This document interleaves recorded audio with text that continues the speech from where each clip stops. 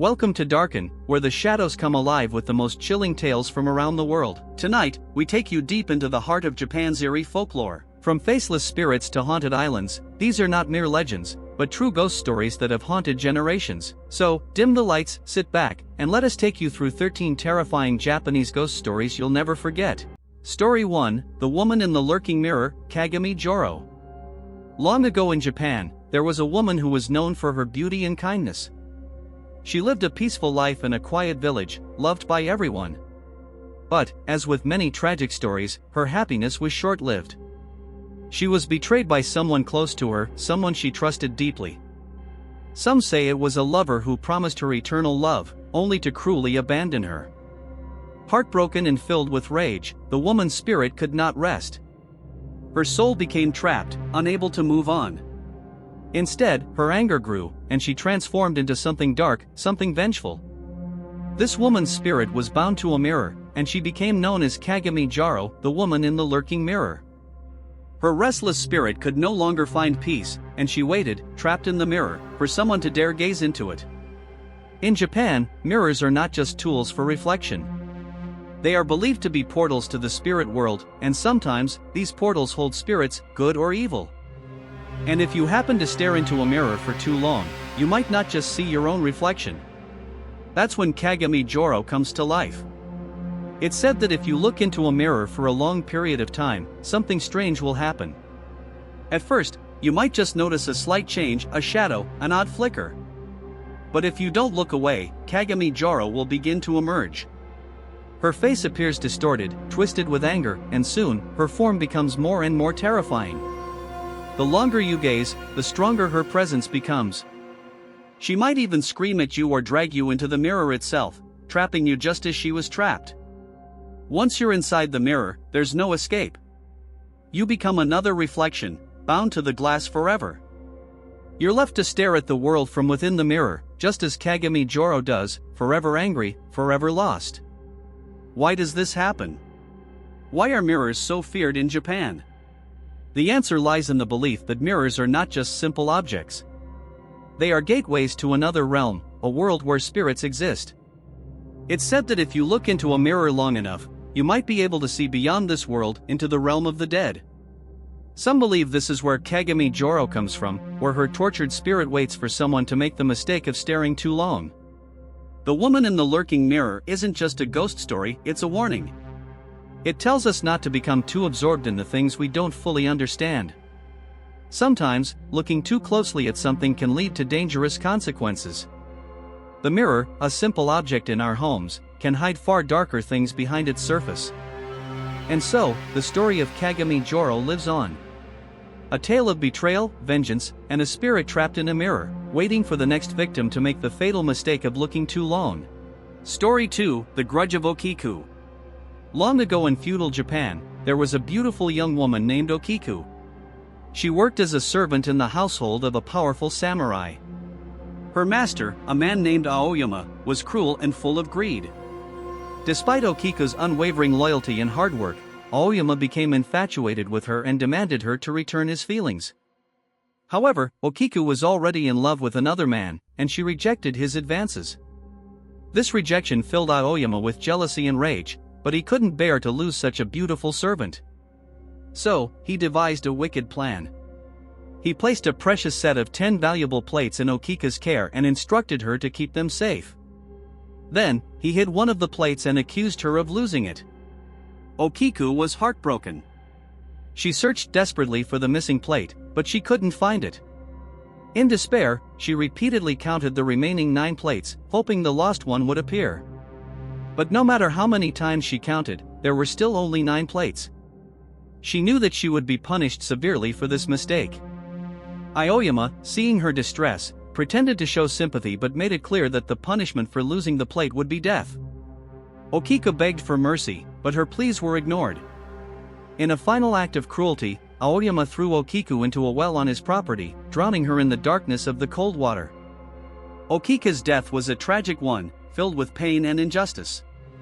But her spirit did not rest. Instead, her vengeful spirit returned, seeking revenge on her cruel master. It said that every night, Okiku's ghost would appear near the well, counting the plates over and over again. She would count the same 9 plates, only to realize that one was missing, and the sound of her voice echoed through the night air, her sorrow and rage unmistakable. Her mournful counting became a chilling and eerie sound that could be heard from afar. 1, 2, 3, 9, she would whisper, only to start again at 1, never able to reach the 10th plate. Over time, Okiko's spirit grew more restless. She no longer simply counted the plates, her anger was fueled by the injustice of her death, and her ghost became more terrifying. It is said that anyone who heard her counting would be overcome with a deep sense of dread, as though something terrible was about to happen. Finally, Aoyama, consumed by guilt and fear, could no longer bear the haunting of Okiko's ghost. Driven mad by her nightly counting, he sought the help of a priest to rid himself of the spirit. The priest performed an exorcism, and in the end, Okiko's ghost was finally put to rest. However, it is said that her vengeance had already been fulfilled, and the terror she caused would never be forgotten. The story of Okiku, known as Bancho Sarayashiki, serves as a chilling reminder of the consequences of cruelty and betrayal. It teaches that no wrong can go unpunished, and that vengeance, once born, can never be easily laid to rest. Story 3: The Slit-Mouthed Woman. Imagine walking alone on a quiet street late at night. The wind is cool, and everything is eerily silent. Suddenly, you notice a woman standing ahead of you, her face obscured by a mask. You can't quite make out her features, but something about her feels wrong. As you approach, she turns to face you, and in a voice that sends chills down your spine, she asks, "Am I beautiful?" This is the beginning of the terrifying encounter with Kukusekana, the slit-mouthed woman, one of Japan's most chilling urban legends. The story of Kukusekana dates back to the 1970s, although some versions of the legend go even further back. According to the tale, there was once a woman who was extremely beautiful, admired by all who saw her. However, her beauty came with a terrible flaw: she was vain, and her obsession with her own appearance grew so intense that it consumed her. In one version of the story, her husband, who was a samurai, became jealous of her vanity. He couldn't stand her obsession with her beauty, so in a fit of rage, he cut her mouth open, stretching it from ear to ear. Some say he did this to punish her for her arrogance, while others claim it was because she had betrayed him. No matter the reason, the result was the same: her once beautiful face was now hideously disfigured. But the story doesn't end there. After her horrific injury, the woman's soul became restless and consumed by rage. She died, but her spirit did not find peace. Instead, she returned as Kukusekana, a ghostly figure with a mouth so grotesque it stretched from ear to ear. She began to wander the streets, particularly on dark, lonely nights, seeking out unsuspecting victims. This is where the legend takes a terrifying turn. Kukusekana will approach people, usually children, and ask them the same question: "Am I beautiful?" If you answer yes, she will remove her mask, revealing her horrifying mouth. Then, she will ask again, "How about now?" If you say no, she will attack you, slashing your face with her sharp scissors, leaving you with a grotesque, similar wound. If you say yes, she will follow you, always lurking nearby, waiting for the perfect moment to strike. But even if you answer no, there's still a chance to survive. Some versions of the story say that if you can answer SOSO or average, you can confuse her, causing her to leave you alone. Others say that if you throw hard candy or fruit at her, she'll be distracted, giving you enough time to escape. Despite these possible ways to survive, no one who encounters Kukusekana seems to be safe. She's relentless, and her need for revenge is boundless. The legend says she's still out there today, wandering the streets, her haunting question echoing in the night. The slit-mouthed woman is more than just a ghost story, she's a symbol of the fear of beauty, vanity, and revenge. Her face, scarred by jealousy and anger, serves as a reminder of the consequences of cruelty and betrayal. The story also plays on our deep-seated fears of the unknown and the idea that someone, perhaps even someone we don't suspect, could be hiding something terrifying beneath their mask. The legend of Kukusekana has spread beyond Japan, becoming a well-known part of urban folklore around the world. Her tale has been retold in countless forms: books, movies, and even video games, keeping her haunting presence alive in the minds of all who hear her story. Story 4: The Haunted Forest of Aokigahara. Deep at the base of Mount Fuji, in Japan, there exists a forest unlike any other. It's a place known for its eerie stillness, a thick forest of towering trees where the wind barely seems to blow. But what makes this forest truly terrifying isn't just the dense trees or the silence, it's the dark history that haunts Aokigahara. This is the story of the haunted forest of Aokigahara, a place where nature, mystery, and tragedy intertwine, creating one of the most chilling and unsettling spots in the world. Aokigahara, often referred to as the suicide forest, has long been associated with death and despair. The forest stretches across 14 square miles, its dense trees forming a thick canopy that blocks out most of the sunlight, creating an unnaturally dark environment. For centuries, the forest has been a place where people have gone to end their lives.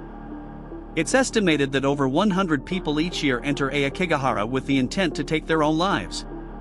But the legend of Aokigahara goes beyond its tragic history. According to Japanese folklore, the forest is said to be haunted by restless spirits known as yurei. These are the souls of the dead who have not found peace, often because of tragic or untimely deaths. In the case of Aokigahara, these spirits are believed to be trapped in the forest, unable to move on due to the unresolved sorrow and despair of those who have died there. One of the most famous legends associated with the forest is the belief that the trees themselves seem to whisper to those who enter, luring them deeper into the woods, convincing them to give in to their dark thoughts. The air in Aokigahara is unnaturally still, and it's said that the forest is so dense that electronic devices, like compasses and GPS systems, often fail, leading people to become disoriented and lost. Throughout history, Aokigahara has also been linked to the ancient Japanese practice of abasut, a custom where elderly people were abandoned in remote areas to die. It's said that the souls of those who were left behind still linger in the forest, adding to its unsettling reputation. In modern times, Aokigahara has become infamous for the number of suicides that occur there. In fact, it's often referred to as the suicide capital of the world. People have been drawn to the forest because of its remote location and the solitude it offers. But the forest is also a place where the spirits of those who have died are said to linger, and their presence only adds to the overwhelming sadness and despair that fills the air. Visitors who enter Aokigahara often report strange feelings. Many say they feel a heavy presence, as though they are being watched, or that something is pushing them to turn back. Some claim to have seen figures or heard strange noises, like whispers, coming from deep within the trees. Others have described feeling an overwhelming sense of dread and unease that causes them to leave the forest immediately. Despite its tragic reputation, Aokigahara remains a place of fascination for both locals and tourists. People visit the forest to hike, meditate, and even pay tribute to the souls of those who have passed. However, it's important to note that the forest also serves as a reminder of the harsh realities of mental health struggles, as it has become a location where people seek solitude in their darkest moments. In recent years, there have been efforts to discourage people from using Aokigahara as a place to take their lives. Signs in multiple languages now warn visitors of the consequences of suicide and encourage them to seek help. Volunteers and mental health professionals also patrol the forest, trying to help those in need and prevent further tragedy. The haunted forest of Aokigahara continues to be a place that evokes fear and sadness. It's a place where the spirits of the lost and the departed seem to linger in the shadows of the trees. It's a place where the line between the living and the dead feels dangerously thin, and where the overwhelming silence is filled with the echoes of lost souls. In the end, Aokigahara serves as a powerful reminder of the importance of mental health awareness and the need for compassion in times of darkness. It's a place where sorrow and tragedy have left an indelible mark, and where the spirits of those who have passed continue to seek peace, even if they are unable to find it. Story 5: The Spirit of the Crying Child, Otokoyo. In a quiet, rural village in Japan, a terrifying and mysterious legend has haunted the townspeople for generations. It is the story of the spirit of the crying child, known as Otokoyo, a ghostly apparition whose cries echo through the night, leading to an eerie and tragic revelation. The story begins with a family who lived in the village many years ago. The family had a young child, a boy no older than 6, who was known for his playful nature and bright smile. He was loved by everyone in the village, and his laughter could often be heard echoing through the small streets as he played with his friends. But one night, the child went missing. Despite a desperate search by the villagers, no trace of him could be found. His disappearance was a mystery that left everyone heartbroken, and the village was filled with sorrow. Days turned into weeks, and the villagers' hope began to fade. No one knew where the child had gone or what had happened to him. Then, strange things started happening. Late at night, the villagers began hearing the sound of a child's cry, echoing through the town. It was soft at first, just a faint whimper in the distance, but soon, the cries became louder and more desperate. The sound seemed to come from everywhere and nowhere at once, drifting through the streets, penetrating the quiet homes, and filling the hearts of all who heard it with dread. The cries were haunting, filled with an unmistakable sorrow, and they would last for hours. The villagers couldn't understand it. Some thought it was simply a noise carried on the wind, others believed it was a ghost or a spirit trying to communicate. But the cries grew louder each night, and soon, people could no longer sleep. The villagers became terrified, not knowing who or what was responsible for the unsettling sound. It was then that an elderly woman from the village spoke up, revealing a chilling piece of the town's past. She claimed that the crying child was no ordinary ghost. The cries, she said, came from the spirit of the lost boy Otokoyo, but there was something more to his death that the villagers didn't know. It turned out that the boy had not just disappeared, he had been the victim of a terrible tragedy. It was discovered that the child had been murdered by his own parents, who had grown tired of him and could not care for him anymore. In a fit of anger and frustration, they had taken the child's life and hidden his body in the forest nearby. They thought they had gotten away with their crime, but the child's spirit could not rest. The cries of Otokoyo were the boy's way of calling out for help, unable to find peace or justice in the afterlife. His restless spirit wandered the village, crying out in search of those who would listen, to make his tragic story known to the world. The villagers were horrified by the revelation, realizing that the cries they had been hearing were the tortured wails of the murdered child, seeking vengeance for his untimely and unjust death. With the truth finally revealed, the villagers knew what they had to do. They gathered together to give the boy a proper burial, laying him to rest in a peaceful place where his spirit could finally find solace. But even after his burial, some say that on quiet nights, the sound of the boy's cries can still be heard, drifting through the town, as if his spirit is never truly at peace. The tale of Otokoyo, the spirit of the crying child, remains a tragic and haunting reminder of the horrors that can happen when love and compassion are lost. It teaches us the importance of protecting and caring for the most vulnerable, and how the wrongs done in life can echo through the world, even after death. Story 6, The Ghost of the Red Kimono, aka Obi. Deep in the heart of Japan, in remote and isolated areas, there exists a ghostly figure who has been haunting travelers for centuries. She is known as the Ghost of the Red Kimono, or aka Obi, a woman dressed in a vibrant red kimono who appears in the dead of night, often in places far from the safety of town or village. The story of the aka Obi begins with a tragedy that took place many years ago. In the past, a beautiful young woman named Yumi lived in a quiet village. She was known for her grace and kindness, and many suitors sought her hand in marriage. Yet, Yumi's heart belonged to a man she loved deeply, a man who promised to return to her after a long journey. But time passed, and he did not return. Despite the passing years, Yumi continued to wear the red kimono that she had purchased for their wedding day. She waited for him every evening by the village gate, hoping against hope that he would appear. Her love for him remained steadfast, but as the seasons changed, so did her beauty. The villagers began to worry about her, but Yumi would not listen. She waited. One evening, a messenger arrived in the village, bringing devastating news: Yumi's beloved had died on his journey. He had perished in a distant land, far away from home. Heartbroken and grief-stricken, Yumi could not bear the thought of living without him. She wandered into the woods that surrounded the village, disappearing from sight. No one ever saw her again, and the villagers feared the worst. They later discovered that Yumi had taken her own life, her sorrow too much to bear. She died in her red kimono, the very garment that had been meant for her wedding day. Her spirit, filled with immense sadness and longing, could not rest.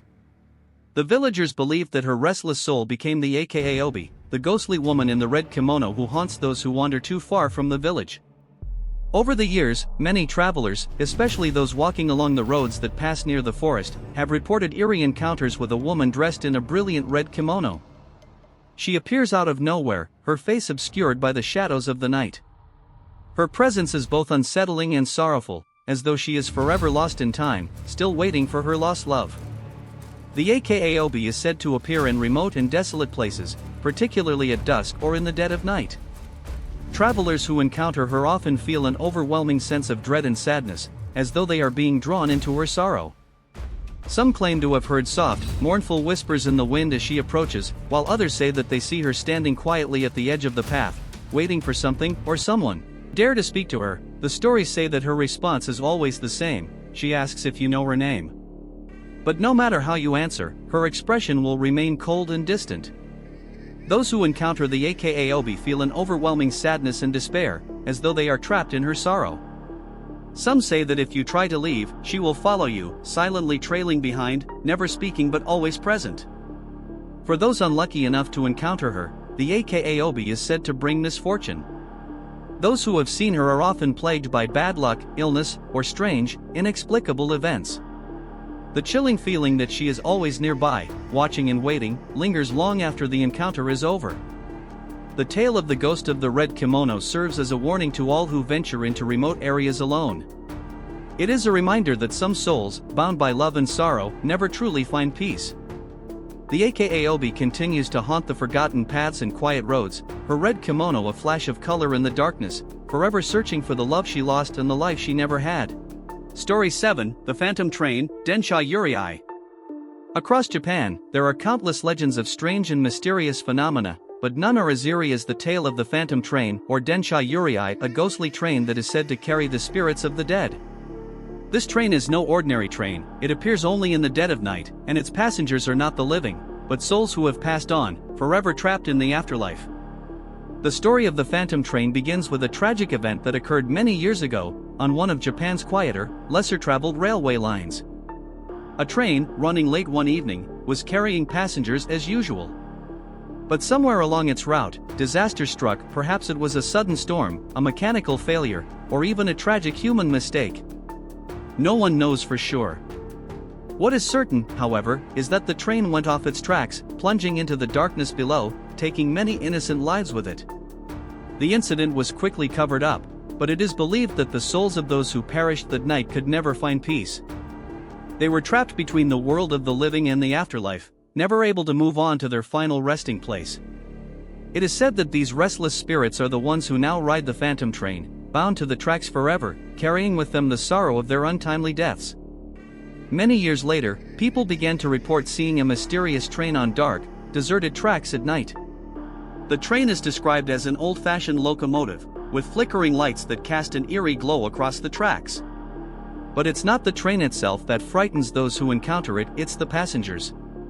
The figures that sit inside the train are ghostly, their faces pale and expressionless, as though they are unaware of the world around them. Witnesses who have seen the Phantom Train describe it as passing through the misty night, moving slowly and silently, as if it's gliding rather than running on tracks.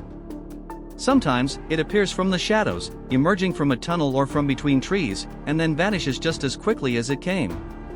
But the most unsettling part of the encounter is the chilling silence that surrounds it. No sound of a whistle, no clanking of wheels, just the eerie silence of the dead. Those who have had the misfortune of encountering the Densha Yurei say they feel an overwhelming sense of dread. It's as if the train is a harbinger of doom, bringing with it a heavy sadness that weighs down the heart. The air grows cold, and the silence becomes suffocating, as though the very presence of the train is enough to drain the life from everything around it. Some who have tried to board the train have claimed to experience a strange, surreal sensation. They feel as if time itself has stopped, and the train seems to stretch on endlessly into the night.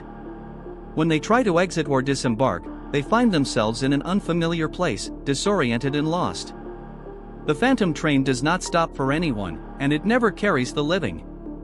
It is said to pass by without a single word or sound from its ghostly passengers. But there have been reports of people who have felt an undeniable urge to get on board, as though some invisible force is beckoning them to climb aboard and join the spirits on their endless journey. Some believe that the Densha Yurei is a metaphor for the journey of life itself, one that can end unexpectedly, leaving many souls stranded between two worlds, forever wandering. Others say that the train serves as a warning, that death can come without warning, and those who encounter the Phantom Train may be seeing a glimpse of their own fate. Whether the Phantom Train is simply a terrifying ghost story or something more, it remains one of the most chilling legends in Japanese folklore. Its silent passage through the night serves as a reminder that death is never far away, and that sometimes, the line between the living and the dead is thinner than we realize. For anyone traveling along Japan's quiet, forgotten railway lines, it's said that you should never wait for a train that doesn't seem to come from anywhere. If you ever hear the sound of a train in the distance, but see no lights or tracks, turn away and leave quickly, because the next train you might see could be one that carries the spirits of the dead. Story 8, The Vengeful Ghost of Oiwa, Yatsuya Kaiden. Among the most famous and gruesome ghost stories in Japan is the tragic tale of Oiwa, a woman whose spirit returned from the grave to seek revenge on her unfaithful husband.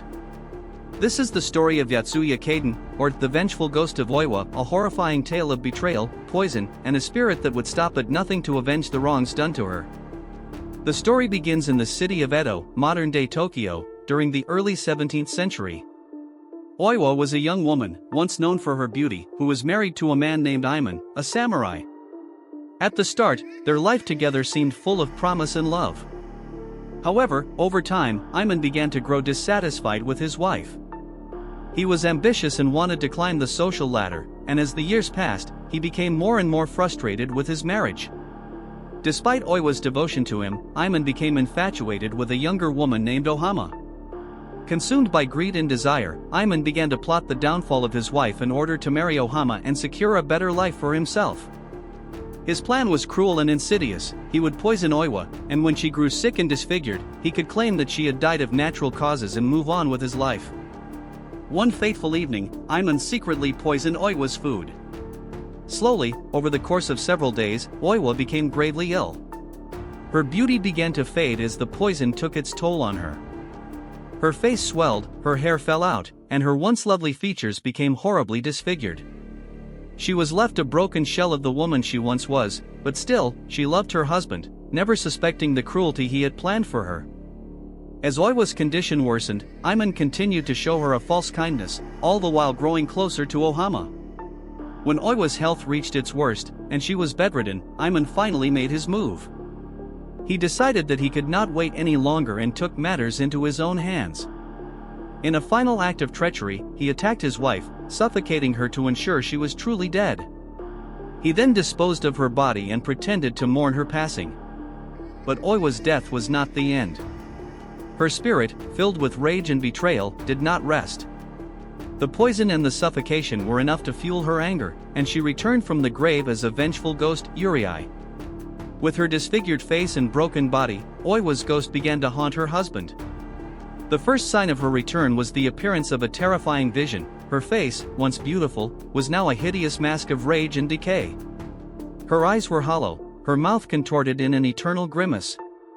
Her spirit could not rest, and it sought out the man who had wronged her. The vengeful ghost of Oiwa was relentless. She followed Iman everywhere, tormenting him with her horrific appearance. Her spirit would appear in mirrors, in the shadows, and in his dreams. But what was truly horrifying was the way her curse affected Iman's life. His once promising future began to crumble. He lost his social standing and his wealth. Every time he tried to move forward with his life, Oiwa's spirit would drag him back into the abyss of his guilt and fear. In one of the most terrifying parts of the tale, Iman and Ohama planned to marry after Oiwa's death. But when they tried to hold a ceremony, Oiwa's vengeful spirit appeared at the altar, her hideous face glaring at them. She cast a curse upon them, ensuring that they would never be happy together. Ohama, frightened by the curse and the ghostly appearance of Oiwa, ran away from Iman, realizing that she could never have a future with a man so cursed. Iman's life fell into complete disarray as Oiwa's spirit relentlessly pursued him. He could no longer find peace or happiness, haunted by the ghost of the woman he had betrayed. Ultimately, consumed by fear and guilt, Iman's downfall came swiftly. His mind broke under the pressure, and in the end, he met a tragic and gruesome death, much like the one he had caused Oiwa to suffer. The tale of Oiwa's vengeance is a chilling reminder of the consequences of betrayal and the power of a spirit seeking justice. Oiwa's ghost is said to still haunt the world of the living, her face a twisted mask of vengeance, forever seeking retribution for the wrongs done to her.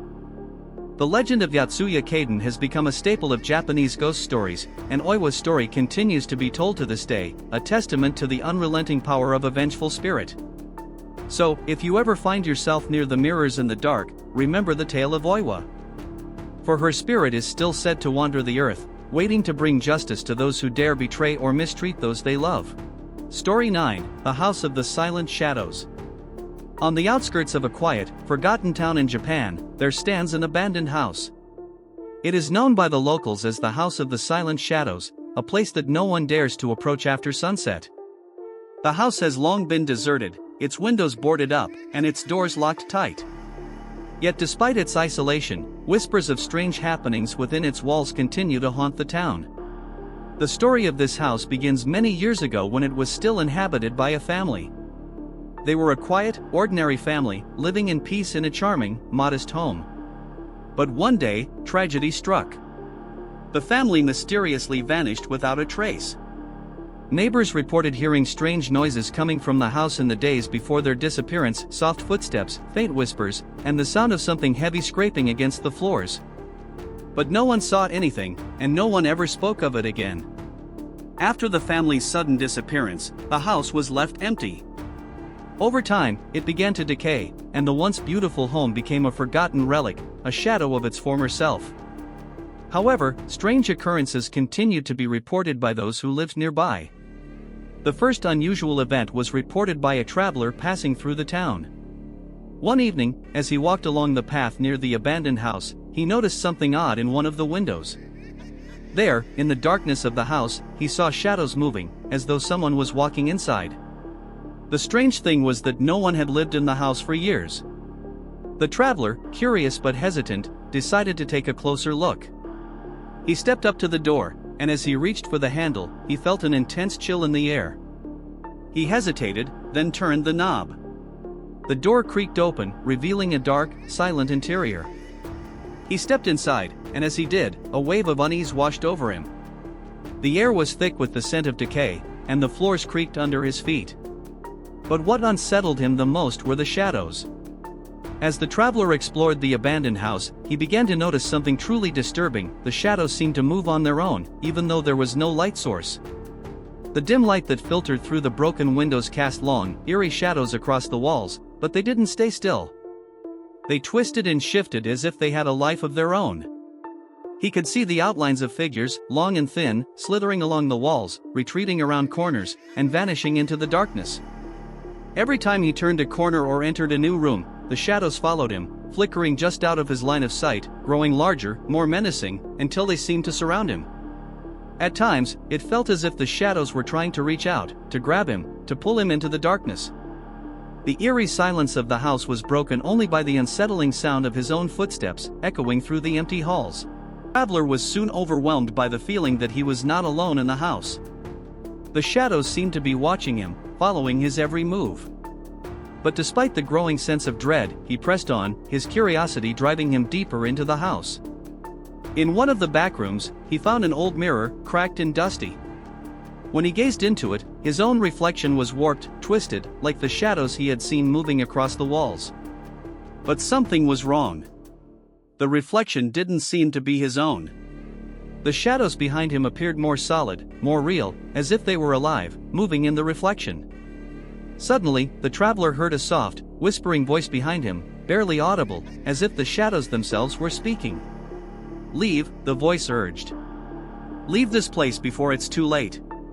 Terrified, the traveler turned to run, but as he did, the shadows seemed to reach for him, brushing against his skin like cold fingers. He stumbled, panicked, and rushed toward the door.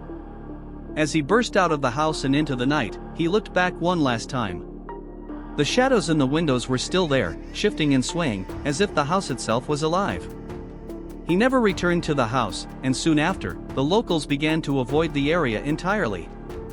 The House of the Silent Shadows became a place of dread, a forgotten structure that stood as a dark reminder of the spirits that haunted it. To this day, there are those who claim that if you are brave enough or foolish enough to enter the house after sunset, you may still hear the whispers of the shadows, urging you to leave. And if you listen closely enough, you might even see those shadows move once more, reaching out from the walls, waiting for their next victim. Story 10: The Curse of the Kiyotaki River. Nestled in the quiet countryside of Japan, the Kiyotaki River flows peacefully through the lush mountains. It seems like a serene, picturesque place, calm waters, surrounded by dense forests, with only the sounds of nature filling the air. But beneath its tranquil surface lies a dark and terrifying secret, a curse that has plagued the river for centuries. The legend of the Kiyotaki River begins with a tragic and mysterious series of drownings that occurred long ago. The river, once considered a life-giving source, began to claim the lives of travelers and locals alike. People would disappear without a trace, only to be found days later, their bodies washed up along the river's banks, lifeless and cold. It wasn't just the sheer number of drownings that made the river so terrifying, it was the eerie sense that something darker was at play. Villagers whispered that the Kiyotaki River was cursed, that the spirits of those who drowned there never truly found peace. Instead, they were said to return as vengeful Yurei, the restless ghosts of the drowned. The most chilling part of the legend involves the victims themselves. It is said that those who die in the river do not simply pass on to the afterlife, but instead, they are consumed by the river's curse. Their souls are trapped, bound by the water, and they return to seek revenge on anyone unlucky enough to cross their path. The first documented account of the river's curse occurred many years ago, when a man named Taro, a fisherman who had long known the river, vanished without a trace. His friends and family searched for days, but there was no sign of him, no body, no clue as to where he had gone. Weeks later, a strange figure was seen standing near the river, its face obscured by a long, wet hair. The figure was said to be Taro himself, his clothes soaked and clinging to his body. His eyes were wide open, empty and hollow. His appearance sent a shiver through anyone who saw him. And as quickly as he had appeared, he vanished back into the mist. Rumors began to spread that Taro's spirit had returned from the river, seeking revenge for his untimely death. But he was not the only one. Over time, more and more figures, pale, ghostly, and drenched in water, were spotted near the river, especially at night. People began to avoid the area entirely after dark, for fear of encountering the restless spirits of those who had drowned there. The curse of the Kiyotaki River is said to be especially cruel. Those who come into contact with the spirits are doomed to share their fate. There are stories of travelers who, while walking near the river's edge, heard a soft voice calling to them from the water, whispers that seemed to come from nowhere, yet beckoned them closer. Some have claimed to see the water ripple as if something was moving beneath the surface, just out of sight. One chilling account tells of a group of friends who decided to visit the Kiyotaki River on a hot summer day, seeking some adventure. They approached the river's edge, unaware of the dark history that surrounded it. As they splashed around in the water, they began to feel an unsettling chill. One of them, a young man named Keiji, wandered too far from the others. He stepped into the deeper waters, only to feel an icy grip wrap around his legs.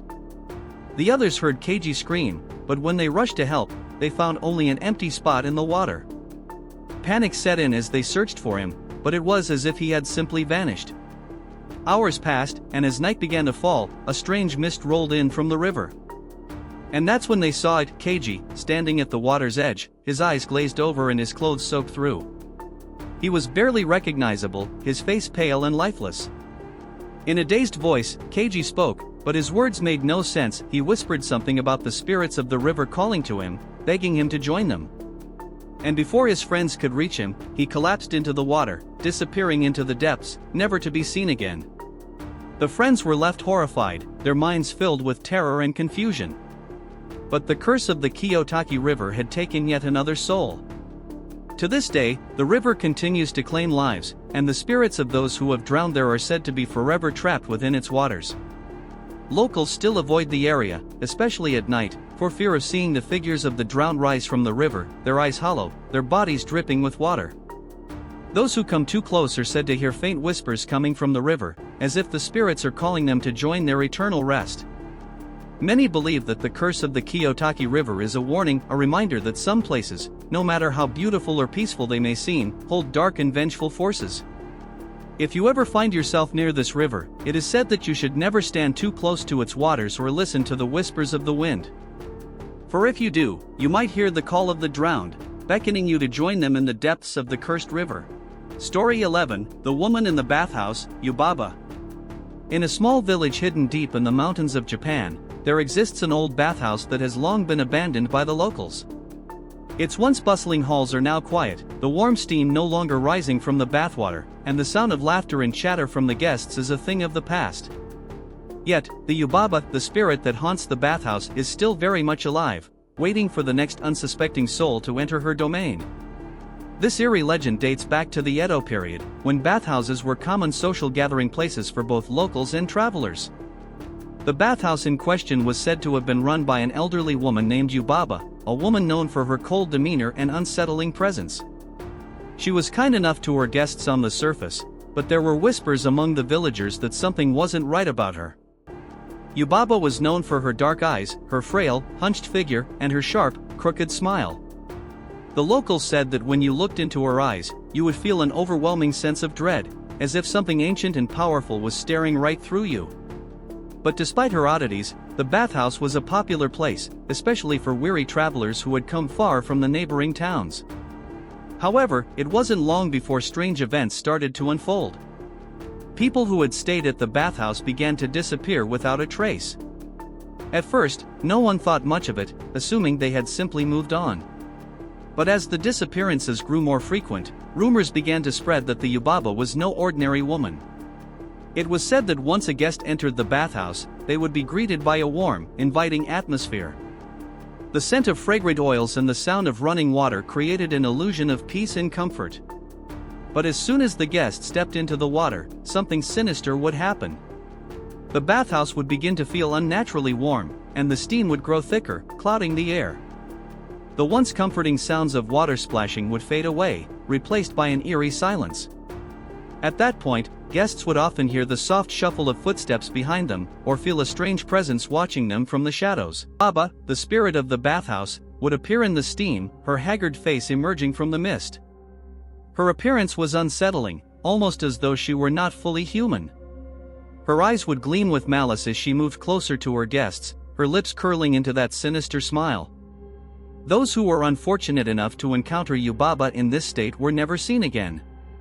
The rumors suggested that she would lure them deeper into the bathhouse, where the steam would consume them. And once the water claimed them, they would vanish into the depths of the bathhouse forever, their bodies never to be found. But even more chilling were the accounts of those who survived the Yubaba's haunting. One such story comes from a man named Kaito, a traveling merchant who had heard the tales but was skeptical.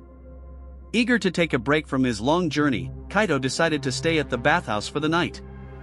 He was welcomed by the same warm steam and inviting scent as all the others. As he sank into the hot water, he immediately felt a sense of peace, his body relaxing. But soon, the atmosphere began to change. The temperature of the water rose to an uncomfortable level, and the air grew thick with steam. Kaito, now uneasy, thought he heard someone whispering his name from behind him. He turned quickly, but there was no one there. As the steam clouded his vision, he began to feel something brush against his shoulder, a cold, clammy touch that made his skin crawl. He turned again, and there, standing just at the edge of the water, was Yubaba. Her face was twisted into an expression of malevolent glee, her eyes glowing with a hunger that sent a chill down his spine. She whispered, "You came seeking rest, but instead, you will find your end here." Terrified, Kaito scrambled out of the water, but he found that the bathhouse had become a labyrinth. Every door he opened led him back to the same steamy room, where Yubaba would appear again and again, her voice calling him, her form growing closer and more monstrous with each passing moment. After what seemed like an eternity, Kaito finally stumbled out of the bathhouse and into the night, breathless and covered in cold sweat. He fled, never once looking back. When he finally made it to the safety of the village, he collapsed from exhaustion and terror. He was the last person known to have escaped the bathhouse alive. Since then, the bathhouse has remained abandoned, the story of Yubaba's curse spreading far and wide. It is said that on certain nights, if you are near the old bathhouse and the wind is just right, you can still hear the sound of water splashing, and perhaps even the whispers of Yubaba herself, beckoning someone new into the haunted waters.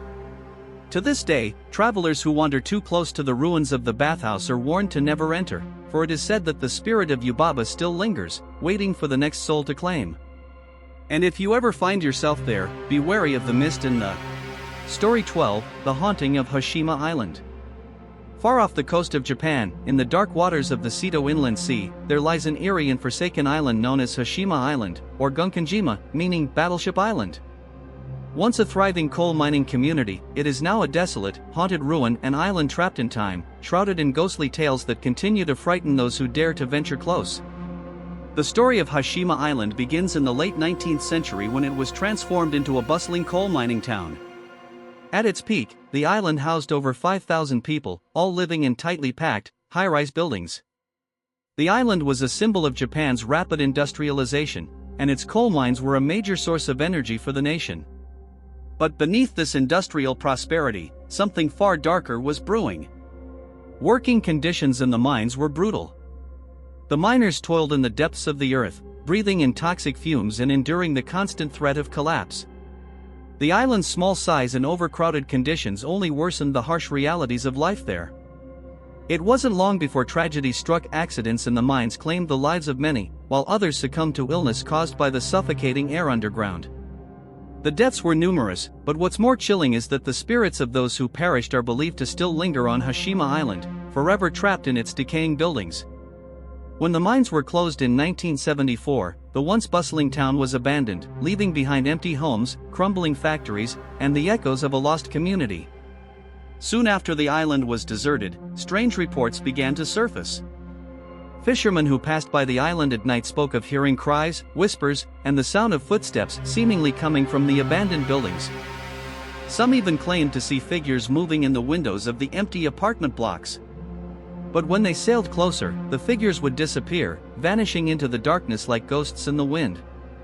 One of the most terrifying accounts comes from a group of tourists who decided to explore Hashima Island, eager to witness the ruins for themselves. It was a bright and sunny day when they arrived, but as soon as they set foot on the island, an overwhelming sense of unease descended upon them. The air was heavy, thick with the weight of history and loss. The silence was deafening, broken only by the sound of their footsteps echoing against the concrete.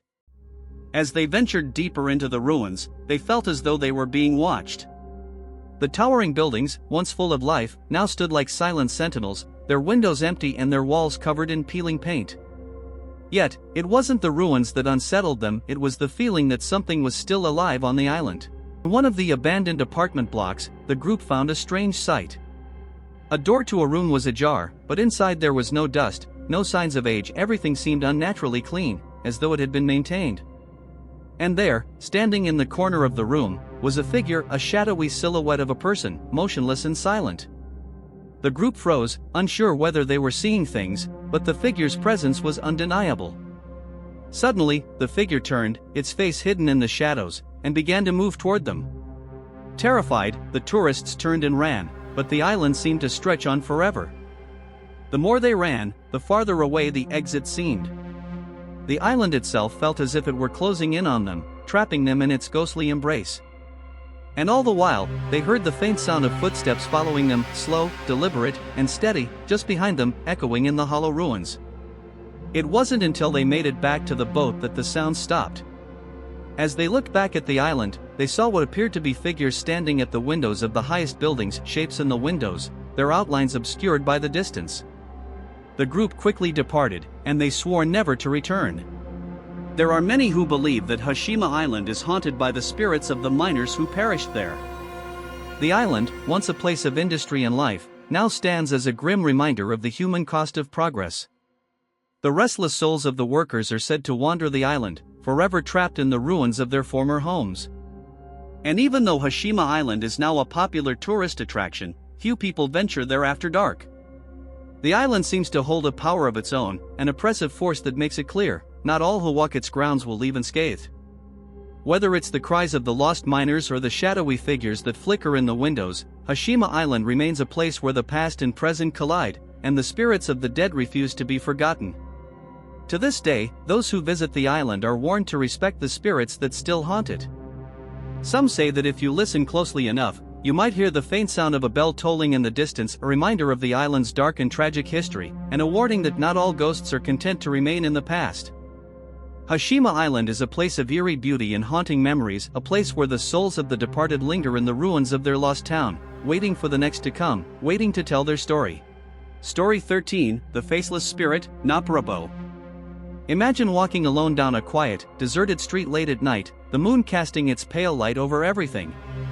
The silence is thick, broken only by the soft rustling of leaves in the breeze. You're heading home after a long day, the familiar path before you, when suddenly, you notice someone ahead of you, just a figure in the distance, walking calmly along the same road.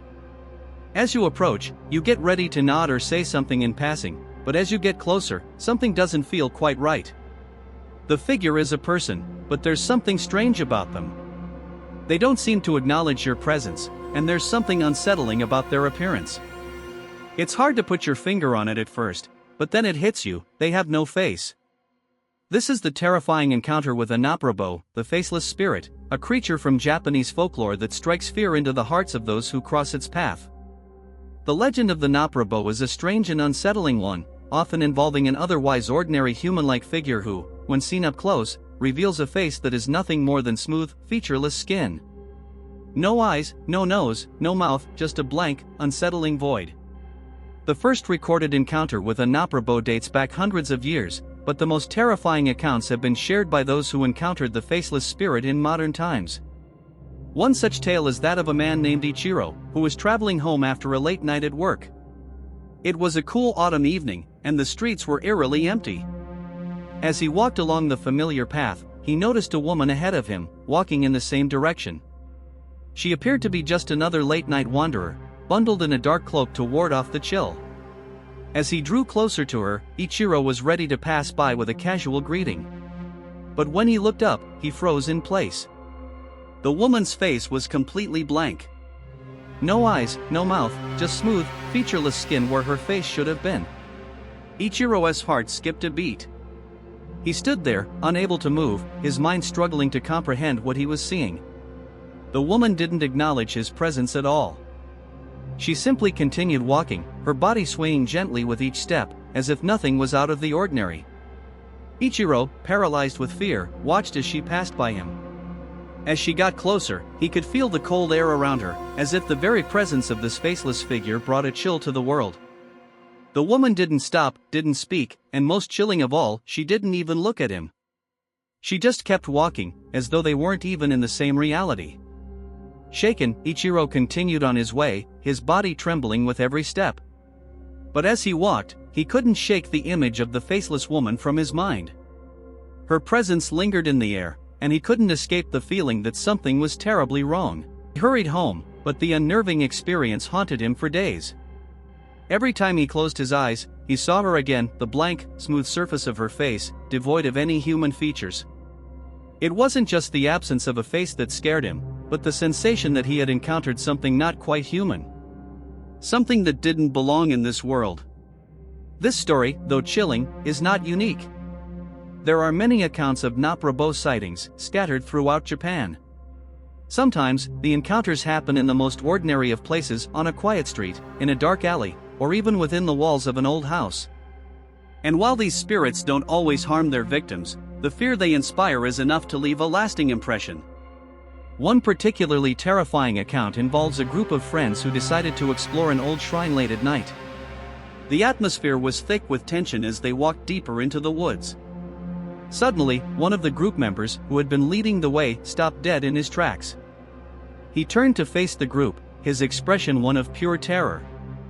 In a shaky voice, he whispered, "There's someone behind me." But there's no face. The others turned to look, but they saw nothing. Confused, they tried to reassure him, telling him it was probably just their imagination. But when they turned back to face him, they saw that his face was pale and his eyes wide with fear. He had seen something, a faceless figure that had followed them into the woods. The group, now terrified, hurried back toward the shrine's entrance, but no matter how fast they walked, they couldn't shake the feeling that something was still behind them.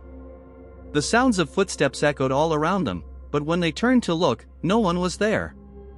The faceless spirit, if it had ever been there at all, had disappeared without a trace. The Naprabo is a creature that lurks in the spaces between worlds, a being that appears as human but whose lack of a face creates an overwhelming sense of wrongness. It's not violent, but its mere presence induces terror, making those who encounter it question the very nature of reality. In some variations of the legend, it's believed that Naprabo are the spirits of those who have been wronged or have died in tragic ways. They return to the world of the living to remind us of the things we cannot understand or control. Their faces are taken from them, leaving nothing behind but an unsettling void where once there was a person. For those who come across a Naprabo, the experience is never forgotten. It's a strange and unnerving reminder that the world is full of things we cannot explain. And if you ever find yourself walking down a dark, empty road at night, and you encounter someone who seems out of place, someone who should have a face but doesn't, don't linger too long. For the faceless spirits of Japan are out there, waiting for their next encounter, and the terror they inspire lasts long after they've gone. Thank you for joining us on this spine-tingling journey through the 13 true Japanese ghost stories. Each of these tales is a haunting reminder of the spirits that lurk in the corners of our world, waiting for the right moment to make their presence known. If you enjoyed these stories, make sure to like, subscribe, and hit the notification bell for more chilling content here on Darken. Until next time, stay safe, and remember, sometimes, the shadows are more than just darkness.